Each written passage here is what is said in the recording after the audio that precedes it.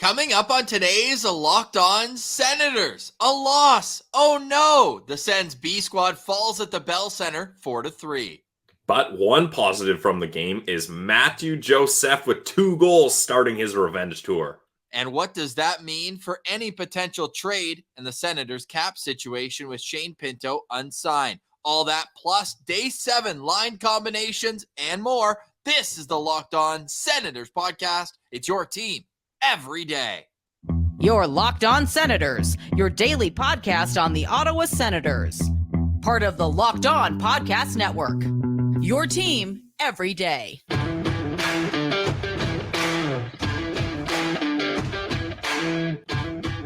I'm Jake Sanderson, and you're listening to Locked On Senators podcast. I'm Tim Stützle, and you're listening to the Locked On Senators podcast. Welcome to episode 883 of the Locked On Senators podcast. I'm Ross Levitan on the outskirts of enemy territory in Winnipeg, Manitoba, alongside Brandon Piller up in the Blue Mountains. A reminder that you can find Locked On Senators wherever you download your podcast. We are also free and available on YouTube. You can follow the show on social media at Sens Central on Twitter, lockedon.senators on Instagram, and make sure you subscribe. We just reached 6,500 subscribers. Let's get that thing to 10K. Today is Thursday, September 28th, and Pilsy, I would like to congratulate the Montreal Canadiens on their first preseason win in 3 years. Yeah, I mean, that's huge for them. For a team like that, a franchise like that, that's something to be celebrated. Maybe we'll see a banner in the rafters as Habs fans are now saying on Twitter they own the Senators after one preseason win by 1 goal against a very bare lineup for the Ottawa Senators. So, you know what? Good for them. I'm happy for them. Goalie-friendly show. Joonas Korpisalo made his Sens debut. The numbers weren't pretty. 4 goals on not a lot of shots, but made a few good saves. What was your first impression on Korpi? Yeah, I mean, it's tough to really get a proper judgment on him with, like I mentioned, the lineup being the way it is, going up against a team like the Montreal Canadiens. We'll just leave it at that. I thought, honestly, the first 3 goals, not a big deal. Like, kind of tough, quick plays, lots of chaos in the crease and in the slot. Not much you can do there. That 4th goal, though, even Joonas Korpisalo said it. He's like, I didn't like my 3rd period. That you can't let a guy like Cole Caulfield score a goal like that squeaks through you. So that one he'd like to have back for sure. Yeah, Caulfield was all over the ice, right? That was his 6th shot on goal. But of all his shots, that was probably the least dangerous. Like, that's what I'm saying. Yeah, like if Caulfield's going to beat you, it's probably going to be with a much better shot, or it should be with a better shot than that. Yeah, I mean, Monahan's goal was off of a Caulfield shot where I thought he made a better save. Now, Mama gets beat to the far post. Sean Monahan just puts it in. That, to me, is a not on Joonas Korpisalo in the 3rd period. Ottawa went in with a 3-2 lead. But, yeah, did not like that game-winning goal against from Korpisalo. That's something that he can clean up. I have a strict rule, though. I don't put down veterans in preseason until the very last game. Now, some people are going to be like, you tweeted that you're done with the job. Yeah. It's a little different when you're on a PTO. It's literally a tryout. So, yeah, you are going to be judged. But otherwise, I try not to judge veterans. Otherwise, I would have a lot to say about the Eric Brandstrom and Travis Hamonic pair because both of them were not good. Yeah, and I mean, that's going to be your 3rd pair, and they were playing as essentially a top pair last night. So it's super hard to get a proper judgment over these types of games. But I mean, the Twitter reactions are hilarious. I was part of that group that wasn't able to watch the game fully because of blackouts. I mean, blackouts are got to be the most frustrating, infuriating thing in the world of sports. I don't think any human on the planet Earth understands why blackouts happen, or like there's no rhyme or reason to when or where a game gets blacked out, and we all pay full subscriptions to watch one team and games get blacked out. So I caught up on the highlights and on Twitter, but from what I kind of gathered is not a lot of people happy with that pair, Ross. You know what? I don't know if I'm going to do this in the regular season as well. Sometimes we like to keep a little bit behind the curtain, and then we can easily pull out our facts. But Pilsy, just because it was blacked out for you I'm going to go ahead and share Levys Notebook. New segment alert, Levys Notebook. Nice. This is Okay. from during the game. My first note, Josh Bailey wearing an A. Just like they did with Derek Brassard last year. I don't understand it. I get they're both very well-respected veterans. But wearing a letter when you don't have a contract, I don't know. There's just something weird to me with that. Like, to me, that almost just says he's getting a deal. It's just a matter of when, not if. Yeah, I don't know what to read into that. That is a little weird. I got nothing for you, Ross. Not sure the explanation on that decision. I think that means we're going to see Josh Bailey all season long for the Ottawa Senators. Early in the game, I thought it was a good first shift from Castle and Kelly McEwen. I've been hard on them, and overall, I did not think they had a good game, but they did start the game off well. First, a 2-on-1 rush, and then it was 2-on-1 the other way, and Parker Kelly was the lone defenseman. I thought he looked like he played defense for years. Slid, took away the passing lane, made Caulfield run out of room. He didn't have a lot to shoot at ultimately, and Korpisalo made the save. The power play units, we could touch on that quickly. It was Branstrom running the top with Kubalik, Mr. One-Timer. We saw it over and over again in that game. That scouting report comes true. Smakal, Bailey, and Gregg. Ridley Gregg might have missed the most wide-open net I had ever seen until I saw Kastelik missed an even more wide-open net in the third period. These guys have been hanging out with Alex DeBrincat for far too long. Interesting to see JBD running the second power play unit. I think that probably tells you more about the offensive capabilities of the 6 defensive players they dressed. Surprised Hamonic wasn't out there. Power play specialist. No doubt. Mathieu Joseph with Igor Sokolov, Cole Reinhardt, who I thought had a particularly strong game, and Mark Kastelik. The PK units were Chartier, Joseph, Branstrom, Hamonic, Bailey, McEwen, Hetherington, and JBD. We don't have to go, goal by goal here. It's a preseason game, but for anyone who says I don't watch the games, I watch the games, damn it. Okay? This is the proof there. But let's talk about Mathieu Joseph in the next segment a little bit. I want to go a little bit deeper into the fourth line, because to me it really does feel like DJ Smith already has his mind made up. It's going to be Parker Kelly, Mark Kastelik, and Zach McEwen on the fourth line. Like, do you wish, and maybe this is me kind of projecting and trying to lead you in a certain direction, don't feel the need to fall into my trap, but would you not like to see Mark Kastelik, who we believe is going to be the fourth line center no matter what, like at least try different wingers there and just see what happens just for fun?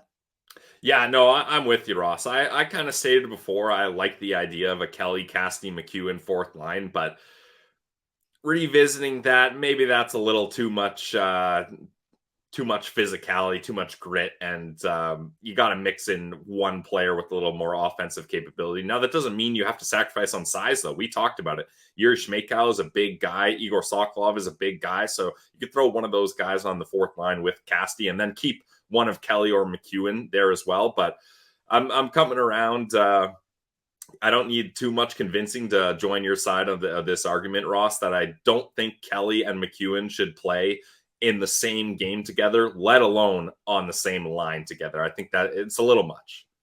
I think it's way too much. Yeah. And Zach McEwen had that 2-on-1 rush early in the game, and then I don't know what he was doing out there for some of it. I thought it was I don't want to call it a dirty hit. I'll just say pretty unnecessary. Like the way that he took the run at Caden Gooley, who's a first-round pick for the Montreal Canadiens, so I can get why it caused a reaction from the Habs, and that's cool. I'm all happy and willing to go into the trenches with them any night. I like Ottawa's odds on that. But what I do find what he could have done is the route that he took. All he needed to do was take one step to the right, and he would have hit him shoulder on shoulder. Instead, he didn't, and it was a bit of a blind side. He got the back end of the shoulder. All he had to do was take the tiniest little other direction, one extra stride the other way. He would have got just as much of them, but it would have been side by side. It would have been a little cleaner. You got 2 minutes for boarding. I think that was a fair result. Yeah, I think that's a fair call for sure. And yeah, that's the thing. If you're going to be a physical player, you got to learn to do it within the lines. And that's something that you'd think a 26-year-old's been able to learn over the last little while. So anyways, we don't have to get this as a rip fest. If we're this concerned about the fourth line, it means things are looking pretty decent in the top 6 and the top 4 on the back end. In our last segment, we've got new line combos. We're expecting that most of the top 6 will be in the lineup Tomorrow, will Josh Norris make a return? We have an answer to that. And Brady Tkachuk, not on the ice today. DJ Smith had an update on him. Stay tuned for that. You're listening to Locked On Senators.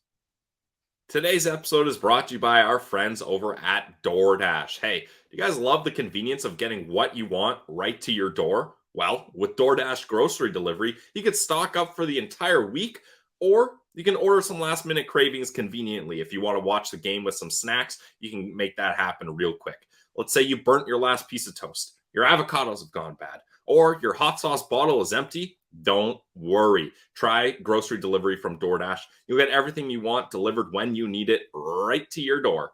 Now, you've trusted DoorDash to deliver your restaurant favorites, and now you can get grocery delivery too. With thousands of grocery stores to choose from, you'll find the best in your neighborhood and boost your local economy with each and every order. You'll get exactly what you ordered, or DoorDash will make it right. So sit back and enjoy quality groceries just like you picked them yourself. And you want even more value? You can save on all your grocery and restaurant favorites with a $0 delivery free from all eligible orders with the Dash Pass membership. With easy substitutions right in the app and best-in-class customer support, DoorDash delivers groceries exactly how you want it. And right now, you can get 50% off your first DoorDash order up to $20 value when you use code LOCKED at checkout. Limited time offer, terms apply. That's 50% off, up to $20 value, and $0 delivery fees on your first order when you download the DoorDash app in the App Store and enter code LOCKED. Enter code LOCKED for 50% off your first order with DoorDash. Today's episode is also brought to you by Shawarma Palace. Shawarma Palace started with just one location, a small restaurant in Ottawa back in 1997. But because of the amazing community and delicious food that they serve, they now have 7 locations with more to come, potentially. They were hinting at that on Twitter the other day. Make sure you're following them on Twitter, by the way. Shawarma_Palace. They are Sens fans just like you. Now, I mentioned Shawarma Palace. Now, okay, it's a shawarma. What separates Shawarma Palace? People always ask me. One, the garlic sauce is maybe the most delicious thing I've ever had. The pickled turnips in there, everything from the fresh chicken to the homemade pita, everything is delicious. But what I also love is right after they build it, they put it under the heat press. Everything is just perfectly crispy. You can get that in the sandwich, or make sure you get the platter with extra garlic. Yeah, I've got a countdown on my phone for when I'm going to Ottawa, but that may as well be a countdown for when I'm going to Shawarma Palace. You can find us at any of their 7 locations, and they are also available on Uber Eats. So make sure to eat like a royal today. Eat at Shawarma Palace.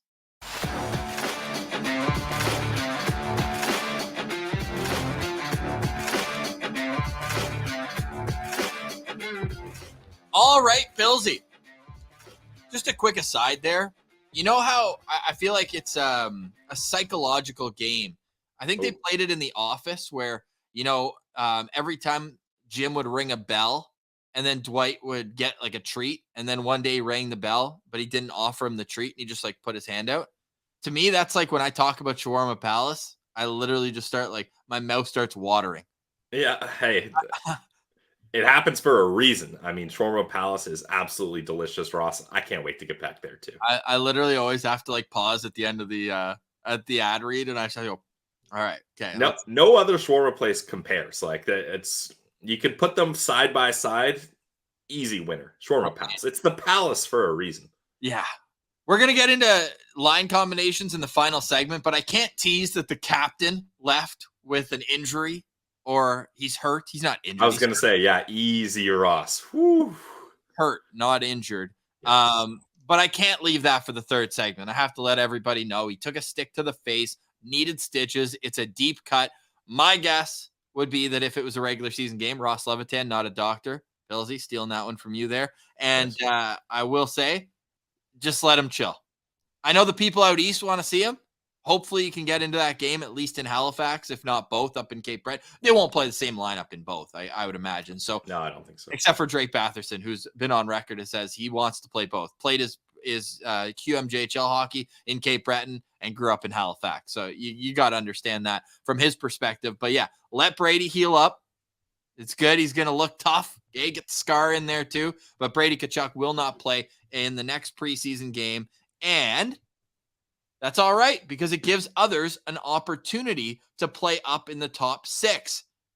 We'll save the line combos, though. I wanted to put those all together, but Pilsy, I could not leave the people hanging when it comes to the captain not being on the ice. Now, Mathieu Joseph was on the ice for the Ottawa Senators last night, had 2 goals. Like, if you're Pierre Dorion, what goes through your mind as you're watching that all unfold? Well, first off, hopefully it wasn't Thomas Chabot that high stick Kachuk in the face. We know he's got a bit of a history hitting his teammates in the head with a stick. But, man, if you're Pierre Dorion, like, that's best case scenario is for Mathieu Joseph to have a hot preseason. Now, I think this might be one of the major overreactions on Sens Twitter. And I'm not saying it's good or bad. It's whatever you want to make of it. I'll call it neutral. But I don't know, Ross. Like, part of me is starting to come around to be like, hey, maybe Mathieu Joseph's value on the Sens is worth keeping rather than trying to add a sweetener just to get rid of him. Because if there's one thing about this bottom 6, not a lot of speed down there. Actually, I'll go as far to say there's almost no speed other than Mark Kaslik, who actually I should insert was recorded as the fastest player. What was that last year? Skills competition. Yes, sir. So apologies to Mark Kaslik there. But apart from that, there's not a lot of speed down there. And Mathieu Joseph showed one thing he can do very well. It's put the burners on when he needs it. I mean, he went coast to coast, buttered the toast on that first one. Like, that was impressive play.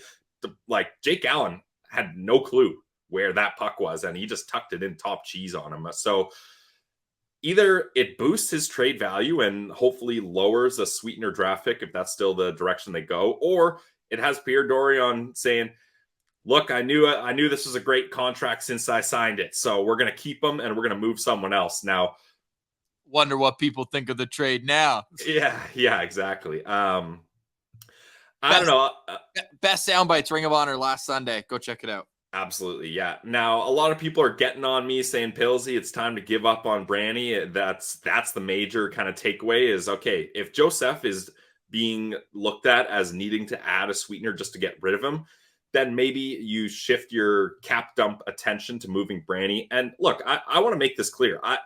I've been very clear about why I like Branny. It's the versatility, and if injuries happen, and there are injury issues on this decor, he's the perfect guy to jump up and down the lineup, can play left, right, power play, shorthanded, all that kind of stuff for a small sample size. The versatility is what's best for him. But I will acknowledge Branny's long-term future in Ottawa, as Mark Mathod likes to kind of hit on every time, doesn't look that bright. And I'll agree with that. Like, I definitely agree with that. So if you can get some value rather than add a sweetener for trading Branny, I would be okay with that. Like, losing a third pair defenseman is not that impactful on a team's overall roster. I just think Branny can add more value to this team than maybe Mathieu Joseph can, especially with all those guys fighting for third line winger positions. So, but also, Ross, I'm not entirely sure on Branny's value league wide. Like, I think there has to be a team that likes him.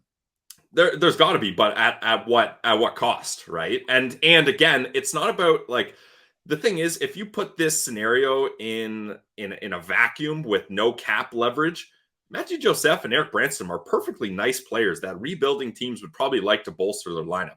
However, this is a cap world, and everybody knows the situation Pierre Dorion's in. It's one of the most talked about stories. Obviously, we're biased Sens fans, but it's a very popular story around the NHL that the Sens need to move cap to sign Pinto. So the value of Branny and Joseph is kind of irrelevant here because the Sens have no leverage, teams knowing they have to move one or heck, maybe even both of those guys at some point to free up some cap space here. So that's the issue you run into.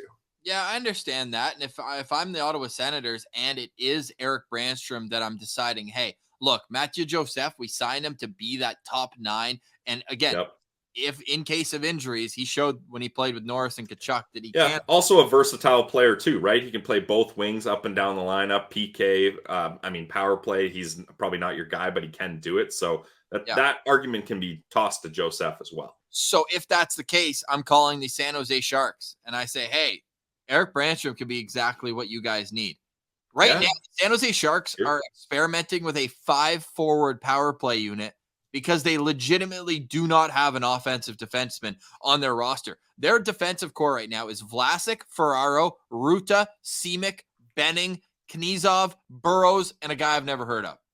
Yeah, that's actually a good call, Ross. Yeah. Look for the San Jose Sharks, who like making trades with Ottawa, usually for big-name players, Danny Heatley, Erik Karlsson, just to name a couple. I think that would be a great landing spot for Eric Branster for both sides, because I think Branny would get an opportunity there that he could either run with, or you'd really see what you could have with him. He's an RFA after this year, so San Jose would maintain control of him after this one-year deal. They are one of the few teams that have cap space. They've got almost $4 million in cap space right now. San Jose would be my call if you're going to move Eric Branstrom. And Pilsy, the other reason, and you say he's versatile, I get that. He's still a left shot defenseman, and he's fourth on left shot defenseman on the depth chart. So even though he's a third pair guy right now, you're already moving a lefty over to the right side. So in case of injury, not that you'd want to have any of your top three on the third pair, because they're your three top defensemen overall, not only just lefties, but I just think that if Mathieu Paolo continues, he can show well as a third pair guy. The only other guy, and we can kind of use this to transition into our line combos. Like, I don't know how much more development there really is for JBD at this point. Yeah, man. I was expecting a little more assurance when he has the puck on his stick. He just seems that same timidness that kind of made me have him as, he seems like a quadruple A player, where when he's in Belleville, he's confident with the puck, and he knows his role is never going to be to put up points. Yeah, but he's not even that dominant in Belleville. Yeah. Like that's a guy that should be dominant in Belleville at this point in his career. And the thing is, he's going to have to be the defensively responsible guy on a pair, and he needs a puck mover, because like you mentioned, I don't love him with the puck on the stick. No, it's unfortunate, man. You've put in so many concentration calories, as our friend Pete Fry would say, in developmental years since 2018. This guy was drafted the same night as Brady Tkachuk. That's how long he's been in the organization. But it almost feels like it's kind of run its course, unless he's going to be one of those Dylan Heathering types, where it's like, hey, you can play 5 or 6 NHL games, but we're also not afraid to put you on waivers. You're probably going to be a top pair guy in Belleville, and you can come up and spot play when we need you. I just don't see. He got the one-way contract, albeit for a very minimal amount. I think $805 on the cap, but it just like, I don't know. I was hoping to see more out of JBD. Yeah, and it's tough for us, because if JBD's not the guy we think and hope he could be and can be, then you would hope that Lassie Thompson, the guy he's always been attached at the hip, could take that spot too. But kind of a similar spot for Lassie too. So like, to have 2 of your first round draft pick defensemen from back-to-back years. Well, we're talking 5 and 6 years ago now. 28, not a math guy. 2019. Oh, so 5 and 4 years ago now, to have none of those guys really pan out. Yeah, that's tough. Couple swings and misses for sure. As we talk about so much of the Sens great drafting, and there is a lot. Look at all the players that were drafted and developed on this NHL roster, but there's been some misses, but that's every team. Exactly. I think, you hit some, you miss some at the same time. But I think what we've realized in all this, in the conversation of the Mathieu Joseph revenge tour, is that he is a useful player. I feel like we've maintained that the whole time, though, Ross. I don't think we've ever said he's a bad player, or we have to get rid of him. So addition by subtraction type thing. It's just been the cap scenario. Yeah. Which is ultimately a bad look on the organization for having $5 million in dead money. Yeah. Not great. If Matt Murray was still in the Ottawa Senators, these guys was injured all the time. Anyways, we're going down a hole there. We don't need to do that. But it just that's the thing. Relying on a guy to be injured, LTIR, that's what the Leafs do. They've made their bread and butter on relying on guys to be long-term injured. But I don't know. It's not a great strategy. No, we don't have to get down that rabbit hole. But it just sucks when you see that $5 million and you're like, wow, they could have all these guys with Shane Pinto and potentially someone else for $2 million if they did not have all that money tied up. But anyways, that's neither here nor there. We do have line combinations. Where's Lassie Thompson? Where's Jacob Bernard Docker? who is in a position to succeed? We'll let you know next. You're listening to Locked On Senators.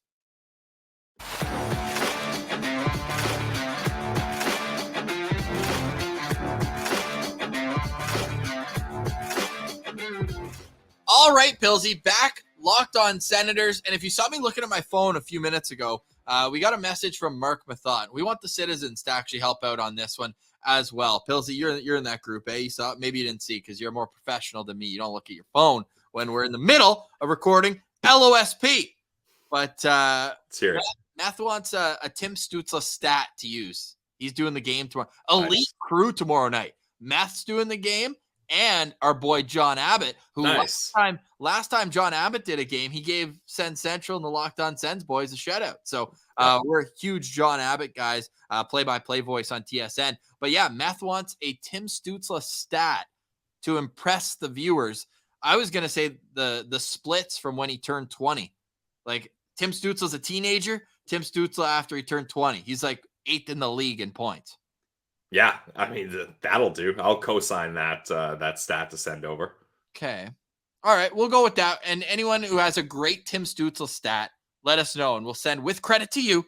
We'll let Meth know. I don't know if Meth will give you credit. The guy's dialed in on TV. He's only got 30 seconds, as he says, someone in his ear. But we'll make sure to pass that along. So let us know. A Tim Stützle stat, and you can be watching the game tomorrow night, and you can say, hey, I gave him that stat. He'll be joining us next week, teeing up the regular season here on Locked On Senators. I sent out a bunch of emails today, so soon we'll find out who's coming on the show and who we're going to have to put on the hot seat.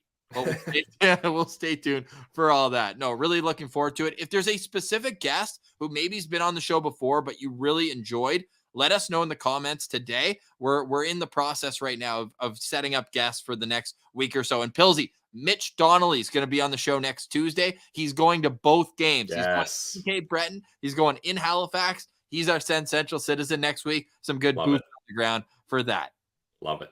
Mitch will get to see most of these guys then if he's going to both games. Let's start with Group A. We expect Group A will be starting tomorrow night for the Ottawa Senators. And there's a notable change. Yes, of course, because Brady Tkachuk is not on the ice for practice, but we knew this was coming at some point in the preseason.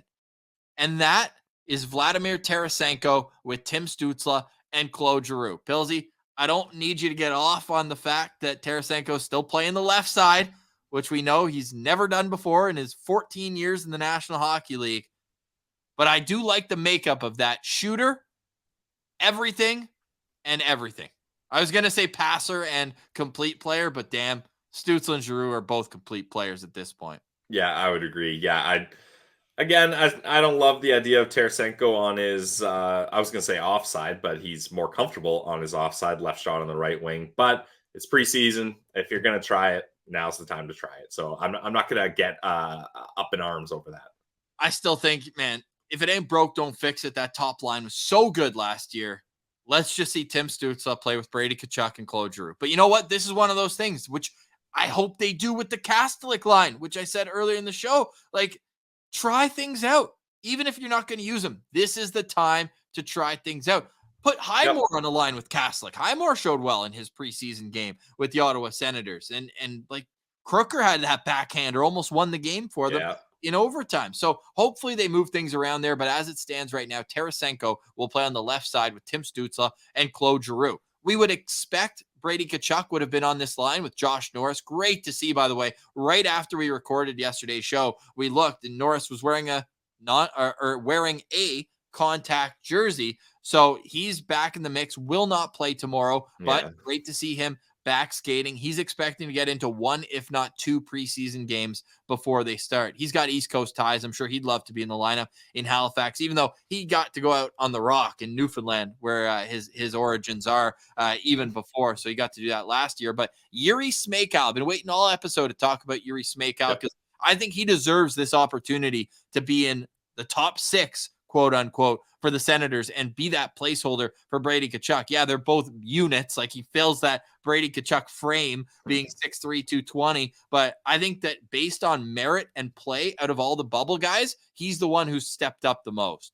He had a great great pass to Dominic Kubalik in last night's game against the Habs on the power play, especially Ross when they showed the secondary angle of it, the corner cam angle. It was a really nice look, and he just snuck it in there. So yeah, I would agree with you. I would say Yuri Shmekal is the front runner in that kind of third wing spot that everybody seems to be battling for here. Tomorrow on Locked On Senators, let's do a power rankings of where we think we have these, but also where we think DJ has them. Because they're two very different things.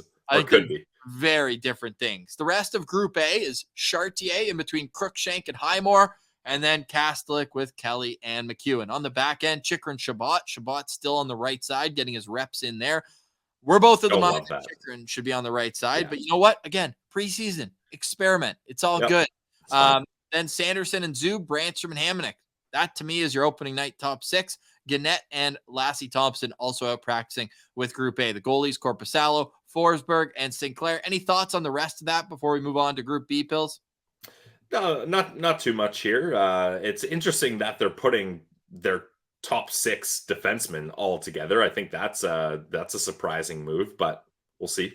Yeah, I think they should all play in a game here eventually. So why not tomorrow when the Winnipeg Jets come to Ottawa and do it in front of your home fans? Yeah, exactly. True. Them see some of the top talent on the team. All right, Group B. Turning our attention to Group B here, and I think the first thing that stands out is like we're really going to do this Roby Järventie at center thing. Hey, like we're really going to do that, Pills.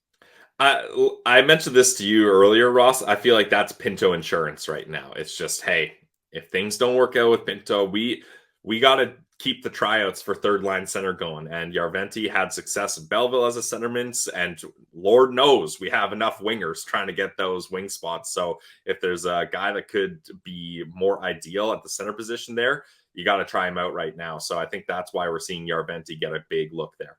So Roby Järventie is between Dominic Kubalik and Mathieu Joseph. Pilsy, are you reading into the fact at all that Kubalik and Joseph have been inseparable this training camp? It makes me almost believe more and more that, yeah, that's what Pierre Dorion sees as the third line with Shane Pinto, and he's going to try to make it work elsewhere on the back end, basically, and move depth there. Because otherwise, why would he have Kubalik, who he knows is going to be on the team, with Joseph?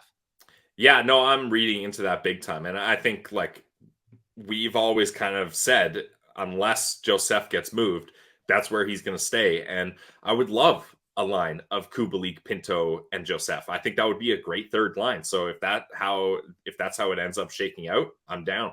So in place of Yuri Shmekal, who's moved into Group A, Cole Reinhardt, who I think is very deserving of a boost in where he's been in the lineup. I thought he's shown very well this preseason. Our guy at Laleem's Martian saying he just feels like one of those players that's going to take a long time to get there, but once he does, he'll carve out like a this is me making the words for it, but like a Colin Greening, Eric Condra type career where it's like you're bottom 6, but because you have the speed and the hockey sense, you're going to find a role in, maybe it won't be with the Sens, but and the fact that also from the 2020 draft, it's just absurd. Let's call this line 2020 vision. All 2020 draft picks, Ridley Gregg between Cole Reinhardt and Igor Sokolov. Hey, a little history between Gregg and Reinhardt, the former Brandon Wheat Kings teammates there as well, and Belleville. You could look at that. So they add a little speed to that line. I don't hate that at all. I thought they worked well down low with Shmekal, but with Gregg and Sokolov, I like this look for a line here that could get some action at the NHL level as soon as tomorrow. But this is, in all likelihood, the non-playing group. Now, the rest of it, Pilsy, tough spot for Zach Ostapchuk and Boko Imama. They're pretty much down there with depth pieces and amateur tryout guys. Yeah, I think that's fair for these guys. Like Ostapchuk, I really think is going to benefit from getting a solid role in Belleville. I don't think he's going to make the team out of camp here. And Imama, he was one of my players to watch last night. Unfortunately, him not being able to properly tie up Sean Monahan on that goal was not a good look, especially because if you watch the wide cam replay, Imama knows that's exactly where he needs to be. He attaches himself to Monahan and then that doesn't really do much to deter him from getting that puck off that 2-on-1 chance. So that was a tough look, unfortunately. Yeah, it really was. Pilsy, what do you want to look into on this decor? I would say what I'm looking into here, Ross, is before we had seen Clevin and JBD kind of paired together, but seeing Clevin and Martin Paolo paired together, that kind of makes me think that maybe that could be potential of management and coaching staff seeing Clevin and Martin Paolo being a better matched pair to be a third pair in the NHL, as both of them have proven better than JBD and Larson. We know what he is, so.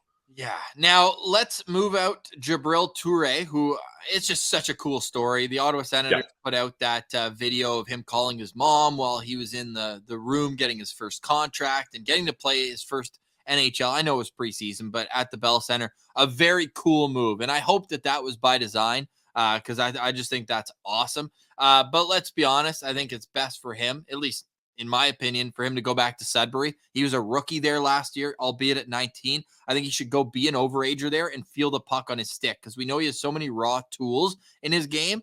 I think he should go back. And by the way, we mentioned it, and someone pointed out in the comments, I think this is just really cool. Boko Imama, Mathieu Joseph, and Jabril Toure, all African-American athletes, because we mentioned they're all from Montreal, playing in Montreal.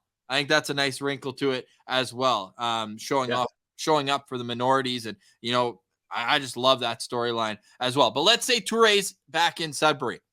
Hetherington and Lassie Thompson was a pair for a lot of last season. Now, I know there's some waivers that would have to go into effect here with, Larson, JBD, and Hetherington. And, but if that's your top six in Belleville, Pilsy, I think you're looking at a pretty elite team.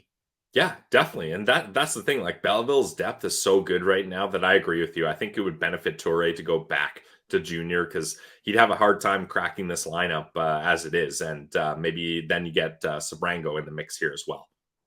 I would love that for Belleville. It's no excuses for Belleville either. We need to get some playoffs down there as well. And that is not a spelling mistake. It seems, and this is from TSN 1200, Sinclair was out there with both groups and Nomad Sogard today, but 1200 has definitely, maybe, potentially made a mistake or two in the past of names, but we don't hold it against them because Dean and Gord are the absolute best. So with all that said, lots of changes, but lots is staying the same. It's almost like the more things change during training camp, the more they stay the same. So we're starting to see some trends. Tomorrow on the show, we will get into our power rankings for the bottom spots on this roster, what we think should be done, as we believe, and 1200 posted this one as well, that training camp will be split up soon.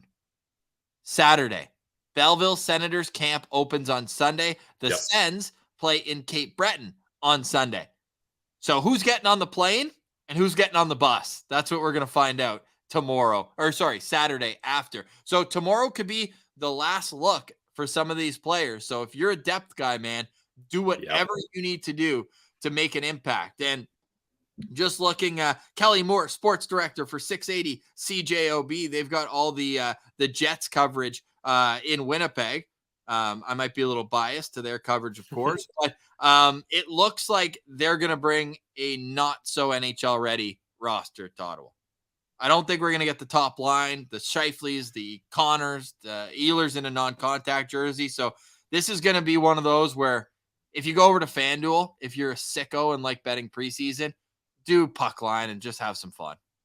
Yeah, I think we're seeing this trend, at least in the Atlantic Division part of the preseason. I haven't been following the rest of the preseason teams very closely, but when teams play at home, they're going to bring the stars out. When they're on the road, they're going to get a look at the depth guys. So yeah, that is a nice little gambling tidbit there for the citizens, Ross. And what about when it's a neutral site game? Who are you going to bring out? Yeah, that'll be interesting. That's where you gotta look at the hometown roots. Who's from the area? That's how you're gonna have to approach that one.